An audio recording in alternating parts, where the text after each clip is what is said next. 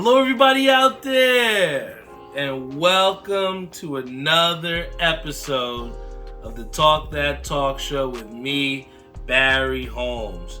And we are here for our 219th episode of the Talk That Talk Show. And boy, is this time flying.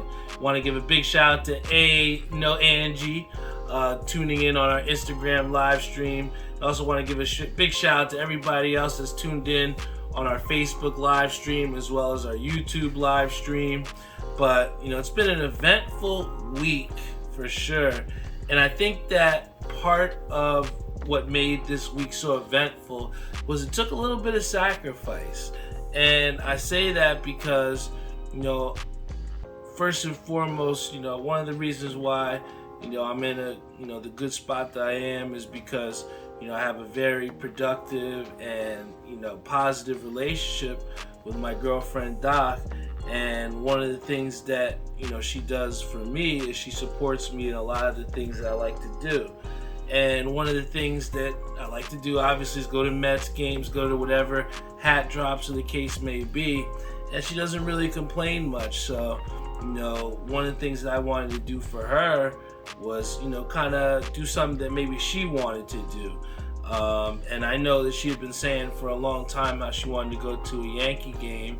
So we decided to get some tickets and go to the Yankee game. And I think the funny thing about it was initially when I had presented the idea to her, one of the things that I'm always kind of going back and forth with her about is she's this super planner. She likes to plan everything. And I'm like the complete opposite. I'm super spontaneous and I like to do things on the fly, just off the whim. And one of the things that happened was, she still had her cardiac rehab that she had to do later on in the day. But, we were kind of looking at the prices and it was kind of right within our price point. I just hit like a sports bet or something. And I was just like, why don't we go to the Yankee game? And Doc literally was like, I can't go. I was like, what? Why can't you go? And she really couldn't give me an answer. So, I think a lot of times in our mind, we tell ourselves that we can't do certain things, or we may be too busy, or we can't make time for certain things. But realistically, when I asked her that question, like, why can't you go? And she had no real answer for me. And we just got the tickets and we went straight to the Bronx, man. And, I'm no Yankee fan or anything like that for sure. But I truly did just enjoy going to a different atmosphere and seeing, a different team play. I'm by no means going to have Navy pinstripes on ever in my life. But to be able to make the person that makes me happy, that was something that I really enjoyed this week. So, to see her having a good time, and she brought her sister and brought her nephew and, Jay as well. So, we all had a great time, and that was a great setup, right, for the week. And it's funny that we talk about sacrifice to support, because I also want to give a big shout out to my boy Chris Shank Jr., CJ, because, one of the things that we've been doing in the Discord is we've been kind of like sharing our picks and, jogging ideas off each other.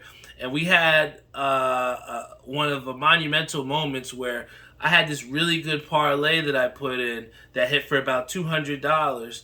And each one of us, I think it was like 4 or 5 different people had tailed me on that one. So we all got to eat together.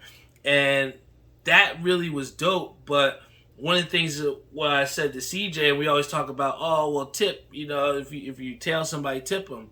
And one of the things that CJ did was he just decided to come up and come watch me bowl on our position night. And little did he know that me and my brother were, battling for a top 5 spot. But, to see CJ there, supporting me, it meant the world to me and to my brother as well, too, to have that support. So going into a matchup where, I'm going against this guy, Dansbury, big shout out to him. He got the heavyweight belt in the UBA, and it was going to be a tough matchup. But, one of the things that I kind of proved to myself and also to my brother as well is that, you can't underestimate the heart within someone. And, I had struggled a little bit. I had missed a couple 10 pins, but in each game I had a chance to win it. And it all culminated to the final frame in the 10th frame where I had to get 2 strikes. I had to get 2 to even beat this guy. And I got the first one, which was pretty good. But the second one, I threw it, and make no mistakes, it was super duper lucky. But it struck.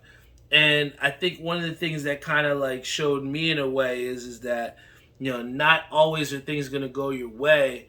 But if you do things confidently and you put your best foot forward, sometimes you can get lucky. And in that instance, I was lucky enough to come out with the dub. I was a little loud, had to make my presence known.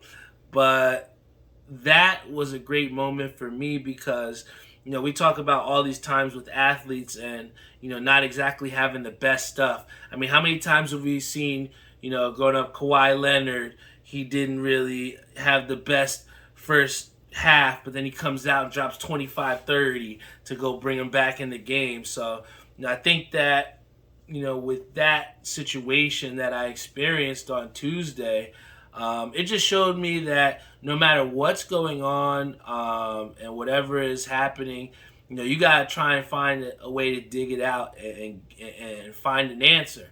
And I bring it back to a point which was my last UBA tour stop that I had. And that was, for me, frustrating because I had all intentions all season. I've been putting in all this work. I've been doing well. And going up to that last tour stop, I saw myself struggle to the point where I had no fucking clue what I was doing out there. And it just wasn't a great feeling. So to go to that point where, I struggled and was not able to dig myself out of it, to a point now where, hey, I struggled, but I was able to dig myself out of it, not take away from the energy of my teammate Tyree, who absolutely did phenomenally, and just try and find a way to get a dub, man. And, to have CJ say he's proud of me, that's the whole reason why you have people to support you and why, you try and put your best foot forward out there, because sometimes you never know who's going to be watching and you never know what that can inspire. We had Tori and TK to the right of us, and they didn't have their best performance and they wound up losing. But here, me and Tyree get 18 out of 20 points. And the first thing that we do is I say, let's put up those practice lanes and let's set up those 10 pins that I missed a bunch of when it really counted. And I could have easily been like, we took 18, we the shit, ain't nobody fucking with us. I could have been like that on my high horse. But for me, I knew what I did, and I knew that, in the following weeks, when it comes down to potentially bowling for a number 1, number 2 spot, that's not going to cut it. And you got to be able to put the reps in to get the result that you want, and to be able to inspire not only myself and my brother, but then to have my sister and my other brother TK, her boyfriend TK, right to the side of us, and they see what we do, and they're like, oh shit, I'm going to go turn on the lanes and practice too. Let me go get some reps in. And I think that, that's those type of interactions are things that I really hold on to, because at the end of the day, not everybody can be a leader. Not everybody can influence people, and not anybody knows how to, use that influence for the right reasons. And in those situations, I found it a point to dig myself out of a rut, and at the same time see, my family over there to the right, and they're kind of not feeling so hot about how they did, and I can uplift them in the same way that I tried to uplift myself. So, those 2 instances during the week bowling-wise were huge for me, and it kind of led up to this great weekend that I had. And Ish kind of pointed it out here. He goes, Yo, straight from the Liberty game, your work ethic is unmatched. I appreciate that, Ish. And I think the dope thing and why I was so hyped to come here on the show was because of the positive experience that I had at the Liberty game, Ish. And I mean, leaving that game, I could not wait to come here and talk about my experience going to a Liberty game, because I think that you have to start from where I first remember. When I first got out of college and the Liberty were still outside of the Madison Square Garden. And I remember covering those games and seeing that the bottom level, that 100 level, there was some people scattered amongst in there. It wasn't completely sold out, and it wasn't completely filled by the imagination at all. You had some participation, you had some people there, and it's crazy because that was back in, I'd say, about 2014, 2015, and the league's been around for over 20 years. You know what I'm saying? So we're talking about the growth of the WNBA, of this league, and it's crazy because they have been established for over 20 years and it is its own entity. It has its own history. It has its own, traditions and things to be proud of. But at the same time, here in 2023, it's still getting better and it's still advancing. And I just can't remember ever a time where a summer went and I was like, yo, I got to tune on to this WNBA game.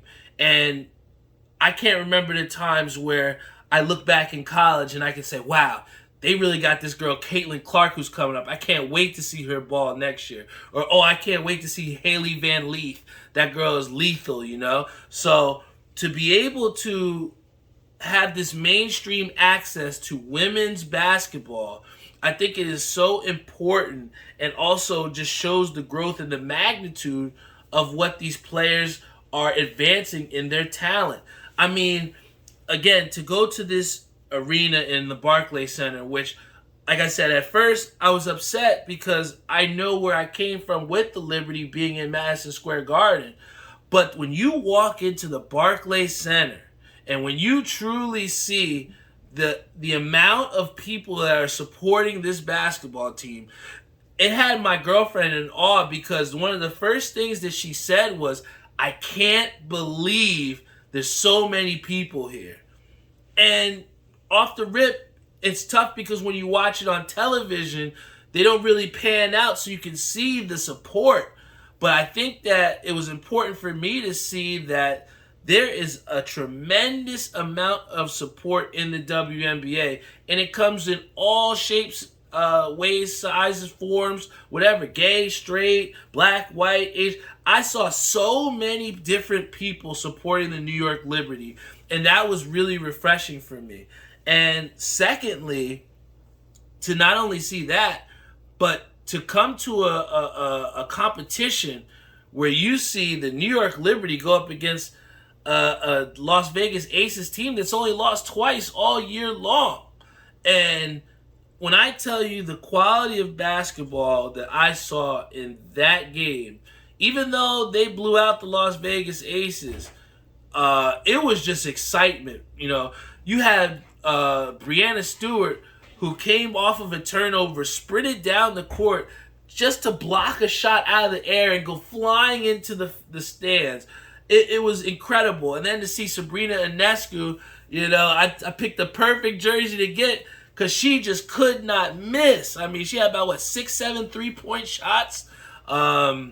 Like I said, man, from what I saw today, anyone that has not gotten a chance to watch a WNBA game on TV, I definitely tell you should go check out a game on TV. And secondly, after you've already seen a game on TV, I challenge you to go to a game at the Barclays or whatever your local WNBA team is, because I think you will be astonished. I'll use the word astonished if you see the amount of support that is within that building. And then you have Jeff, who says Joe Tsai promised that they would fill the seats more once they acquired Liberty. And damn it, Jeff, they did, because when I show you, there was maybe about one section that was blocked off, and I think if you're a Brooklyn Nets fan, you'll probably know where the DJ booth is, where they DJ for the games. They had that blocked off, and then a section over here. But there was so many people in the stands.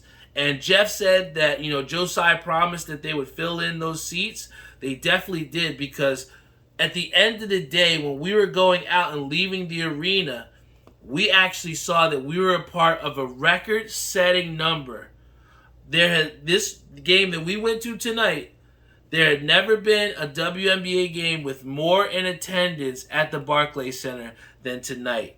11,000 people showed up to the Barclays Center to watch a women's basketball game. And if you're asking, the capacity was 17,000.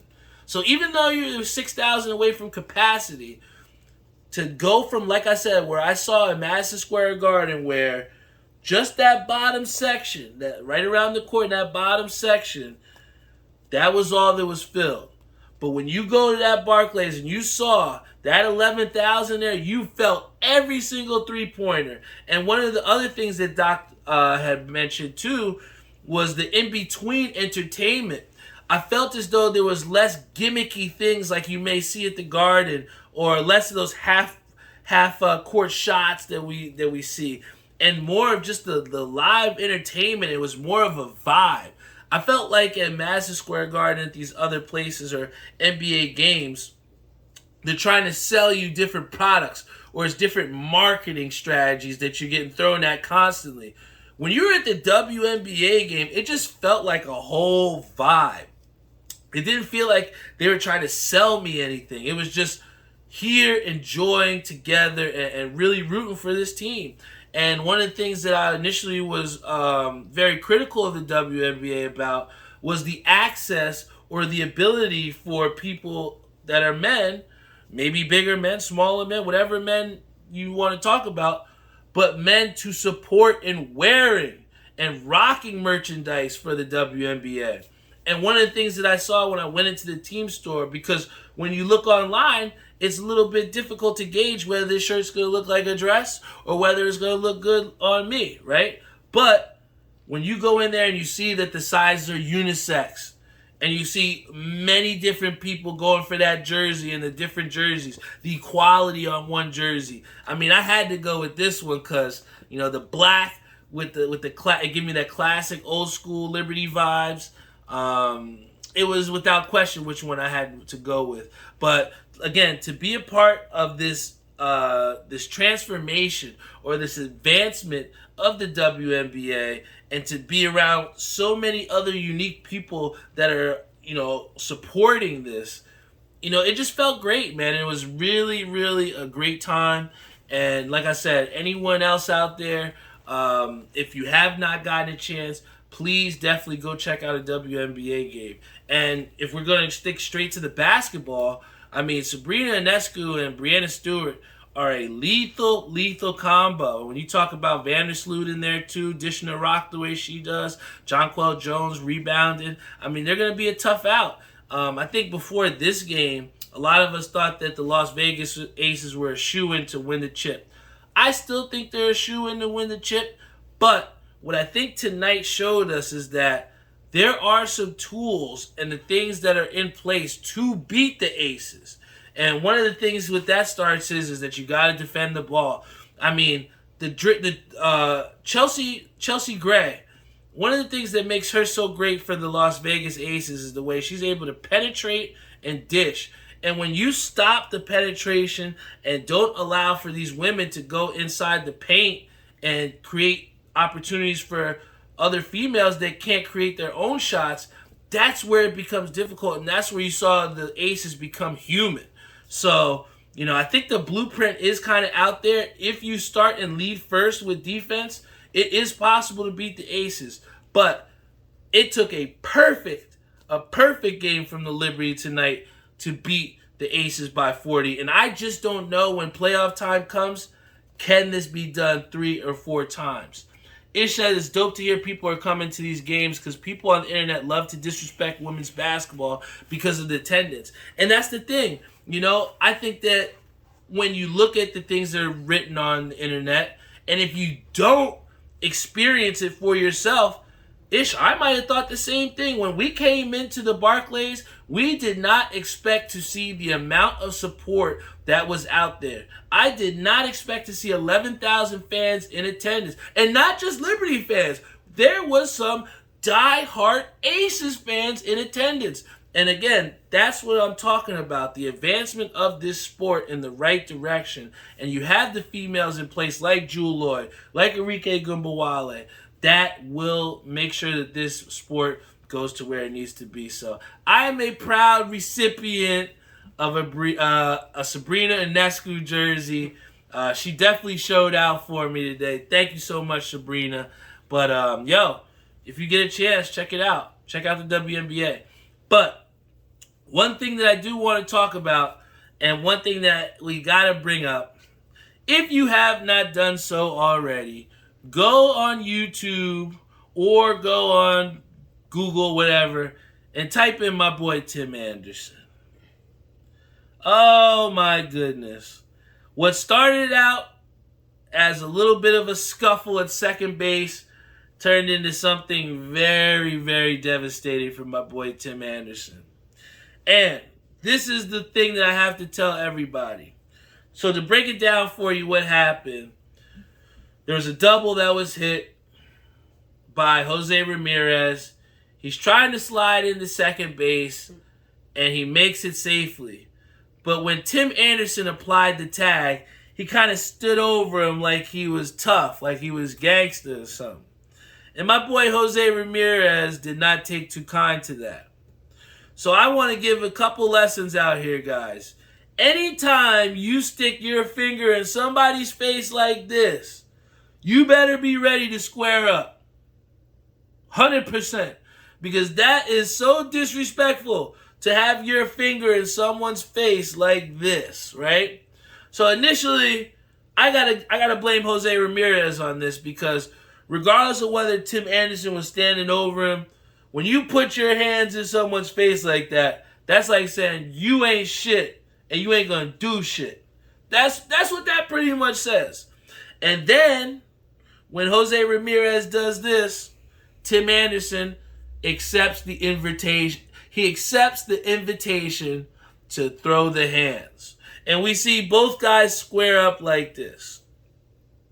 Now, when I say that when you're any type of street fight whatsoever, the main thing you always are taught, you don't have to be Floyd Mayweather.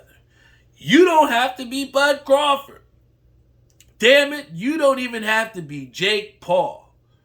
But anybody knows that if you are swinging, the number one thing you still need to protect is your face. If you are out here and you're not protecting your face, what do you think will happen to you? And that is what happened to my boy Tim Anderson. Tim Anderson squared up, thought he was tough. He got maybe 2 or 3 shots in.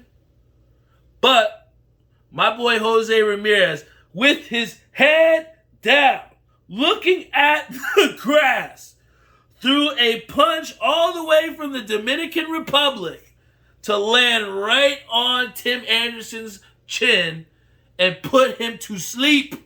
He didn't sleep for sure, but he got knocked out folded like a chair. So my thing is this, guys.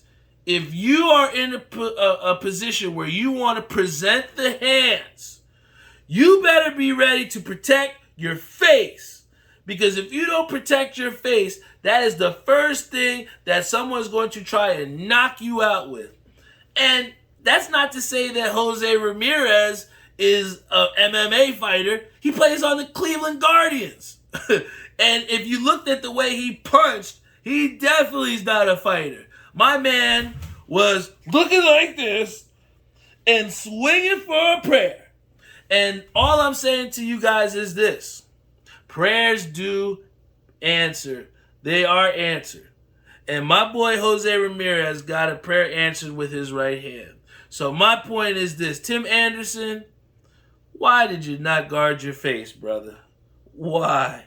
because now this guy is a meme all across, and he has lost all credibility. I saw something that, that was the hardest hit he got all year. He said, boy could barely walk after. That's what CJ said. Yeah, it's true.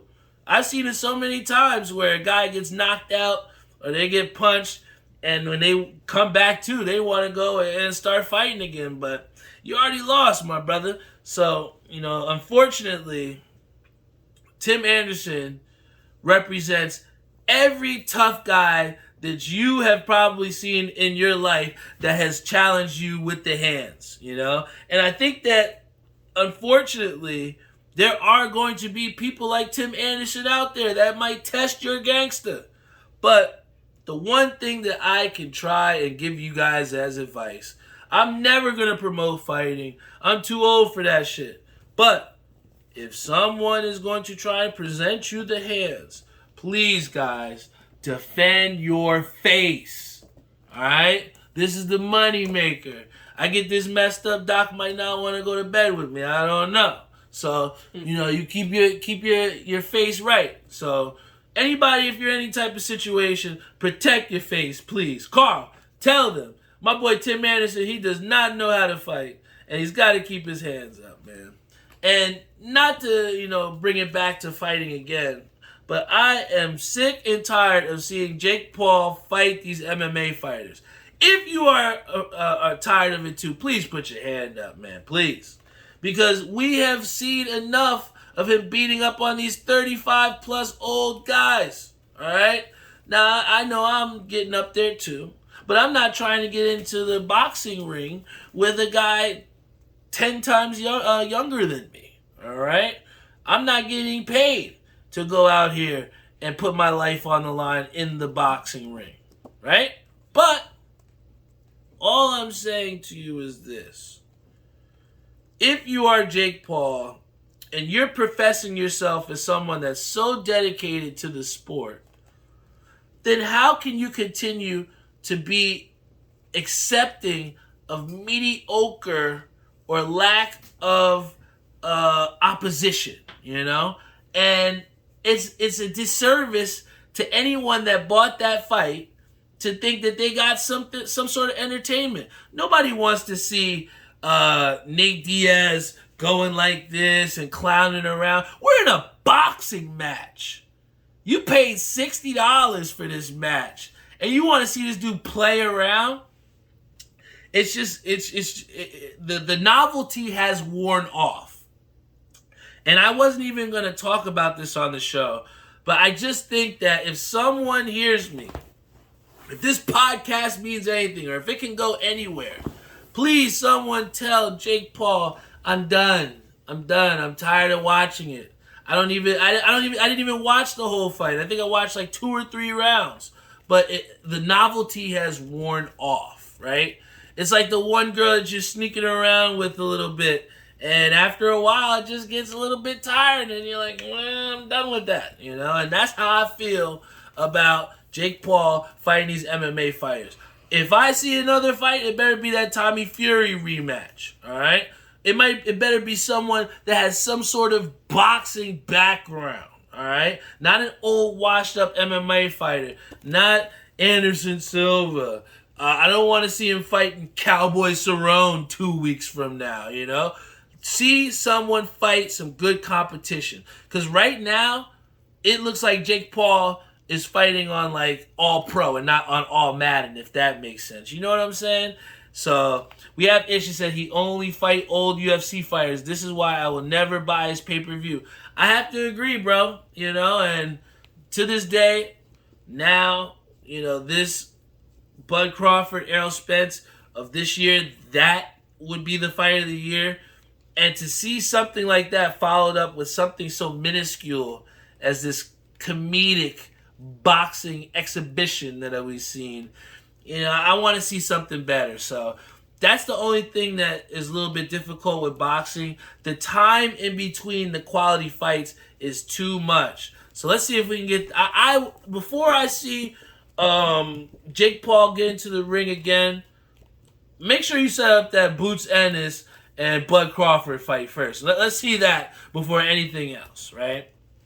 And I think this is just a great place to also talk about one of the other things that I saw in the media as well too. And I kind of wanted to get some of the responses from our people before we head off the air here. But we talk about the WNBA and we talk about the advancement of it. But there is something that I had a little gripe with. And I don't know if anybody else had read this in the news as well. But, there is somebody that was playing by the name of Skylar Diggins. You should know her. She is arguably one of the better WNBA players in WNBA history. Needless to say, someone who has enough stature in the game to where they need and deserve respect. And here in the WNBA, things are a little bit different because I think one of the most common misconceptions is that all of the WNBA players are lesbians. And that can't be further from the truth because here you have females that are dealing with pregnancies in season. I mean, you had someone like Nafisa Collier who missed an entire year for the Lynx and came back this year and is balling, absolutely balling. So you got to give a lot of credit to these women that are having pregnancies, having to deal with them, and still come back and be a professional. A lot of these newborn mothers would be with their, child trying to nurse them. And you have these females that are having their children and then going right back out onto the court. And, that's pretty gangster if you ask me, man. And I never really thought about it until this came up. And Skylar Diggins, missed parts of the season because she was dealing with her pregnancy and the birth of her next child. But the thing that is disgusting from the WNBA is that the Phoenix Mercury would not allow her to use any practice facilities, any massages, or any of the types of, what's the words that we want to say? The different types of programs or trainings that are afforded WNBA players on the roster. So because she is pregnant, because she's not actively playing on the team, she can't use the practice facility or any of the other things that the team gets to use so that she can try and come back. And I just don't think that that is correct because if you look at someone like a Klay Thompson, right? Klay Thompson was out for 2 years because of injury, because he was not able to play. He was still on the team, but he couldn't play. But the Warriors allowed him to use the practice facility and get himself right so that he could come back. They supported him through the process. When you have someone like a Skylar Diggins, who you're not even allowing her into the facility to aid in her process and trying to come back, it's almost like a slap in the face for someone of her stature. And I just think that for me personally, regardless of if she is pregnant or not, if she's a part of the team, she should be afforded access to the facilities. Now, I can see if she's not on the team, but if you type in Skylar Diggins, you see that she is still a part of the active roster. And if you see someone as a part of that roster, how can you shut them out from the facilities just because of her pregnancy? It's a little bit crazy to me that in 2023, we are not allowing women that, are dealing with their own pregnancies and can't use the facility of the team that is writing them checks. That just seems crazy to me that we're talking about women bringing up women and trying to put them in the right accord. But if you don't have the own support of your own team through one of the biggest events in your entire life, there are, for women, to have a child and be able to have a birth is one of the greatest accomplishments anyone can ever have because not everyone can have children. So to be able to have that experience And now you can't even have the support of the own team that allowed you to go on maternity leave so that you can try and come back to the team and be a professional that they pay you to be. It just seems a little bit backwards to me. So, in my opinion, that's where the WNBA needs to get some sort of backing, or just like how the NBA players have the Players Association. These females need to band together to make sure that something like this doesn't happen to the next woman, right? We have Ishes. I didn't even know that. They must have tried to sweep that under the rug. It's crazy, bro. And one of the things that Jeff and I had talked about too, which is kind of frustrating, is that there's certain times where a woman might get scratched late in a game, or they may have some sort of illness or a late scratch in the game where they just are not playing, not even minutes before the game, and we don't know about it until the game starts.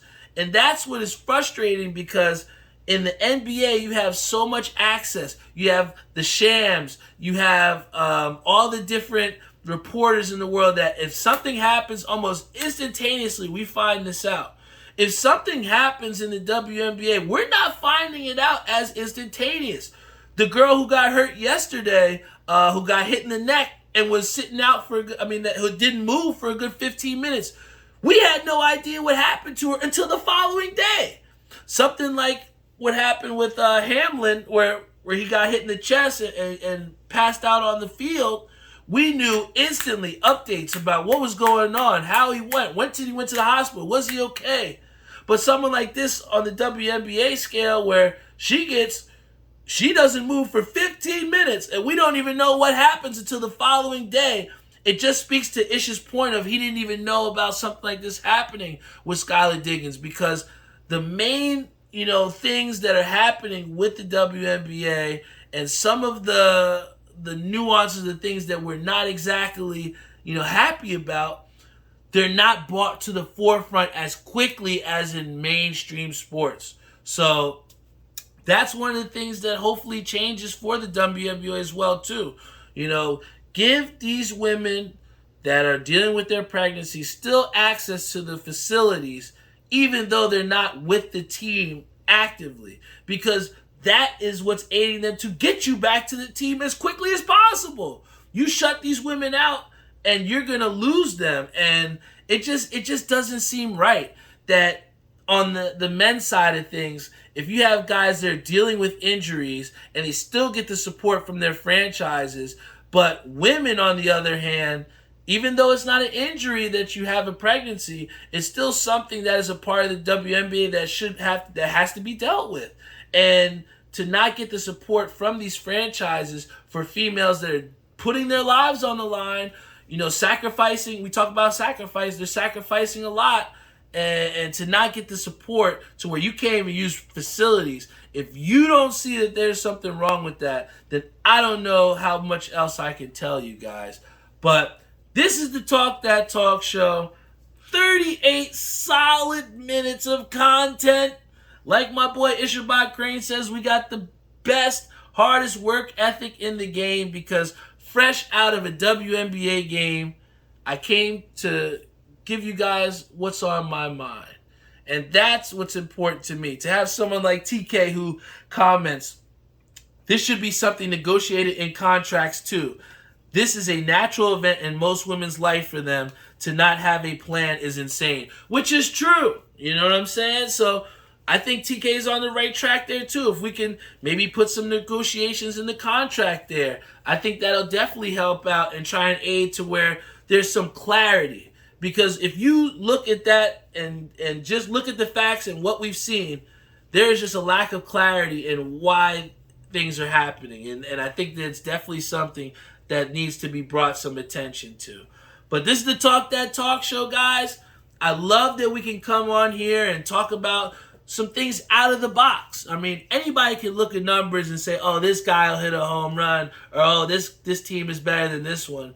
But I think when you can look beyond just the surface and try and look for some of these storylines that really affect a bigger picture and really, extend beyond sports, right? Those are the things that I think we need to start focusing on just a tad bit more rather than, over-unders on rebounds because, one day, who knows, I might have a daughter that wants to go to the WNBA. And these things might come up 10, 15 years later. So to be able to be cognizant of what's going on around and the things that are existent, I think it's super important, and that's why I take the stage on the podcast super serious, because not everyone gets this opportunity, and not everyone has someone that listens to them. And we know that because of how many things are told on Facebook, right? The only things that sometimes people have to listen to is just whatever's on social media.